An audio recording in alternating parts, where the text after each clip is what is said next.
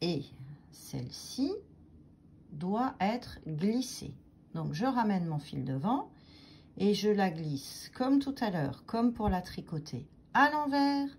Je ramène mon fil derrière et je viens tricoter la suivante à l'endroit. Je ramène mon fil devant. Là, on voit bien que c'est celle-là qu'il faut passer. Et on arrive sur notre maille beige qu'on tricote. On passe la bleue, on tricote la beige, on passe la bleue, on tricote la beige, on passe la bleue, on tricote la beige, et ainsi de suite jusqu'au bout du rang. Donc cette fois-ci, sur le côté endroit, les mailles sont glissées comme pour les tricoter à l'envers, toujours, mais avec le fil devant.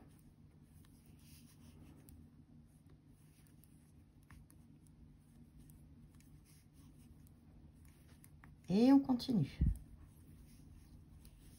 Et on se retrouve au bout du rang. Et voilà. On arrive au bout du rang. Je viens donc de passer ma maille bleue. Je vais tricoter ma maille beige et tricoter de nouveau ma maille bleue pour ne pas terminer mon rang par une maille glissée. Et je retourne. Et voilà. On se retrouve dans la même configuration que tout à l'heure, c'est-à-dire avec que des mailles de la même couleur sur l'aiguille. Donc, pour repérer plus facilement quelle est la maille que vous devez glisser de la maille que vous devez tricoter, vous cherchez la maille qui a été tricotée, c'est-à-dire celle-ci qui a été tricotée au rang précédent. Celle-là qui a été tricotée au rang précédent, contrairement à celle-ci qui a été juste passée. La tricotée est là et la passée est là. Si vous avez un doute, on regarde comme ça. D'accord? Donc, je prends mon fil beige et je vais, comme tout à l'heure, tricoter à l'envers, puisque ce coup-ci, nous sommes revenus à l'envers, ma première maille. Donc, ma maille tricotée que voilà, et ben, je vais la passer.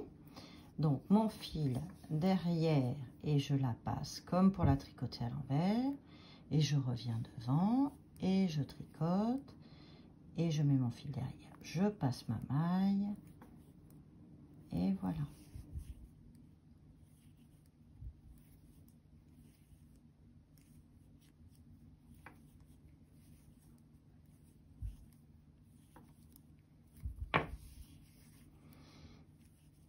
Donc,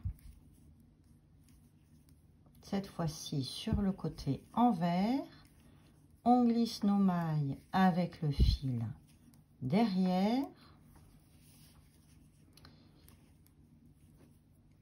Et on tricote la suivante à l'envers.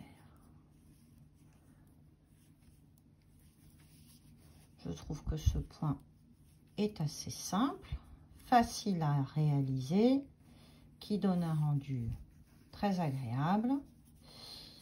Et avec des cotons, moi j'aime bien l'utiliser pour faire des couvertures de bébé. On peut imaginer aussi faire des torchons pour la maison, des petites lingettes démaquillantes, ce genre de petits ouvrages, toujours sympathiques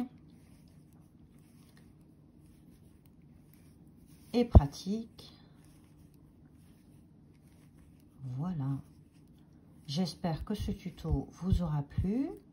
N'hésitez pas à vous abonner, à liker, à commenter, à me soutenir sur Ko-fi. Et de toutes les façons, le simple fait de liker, de regarder, de faire un petit commentaire connaissez le principe des algorithmes. Donc, je vais vous souhaiter un très bon tricot et à très bientôt. Au revoir.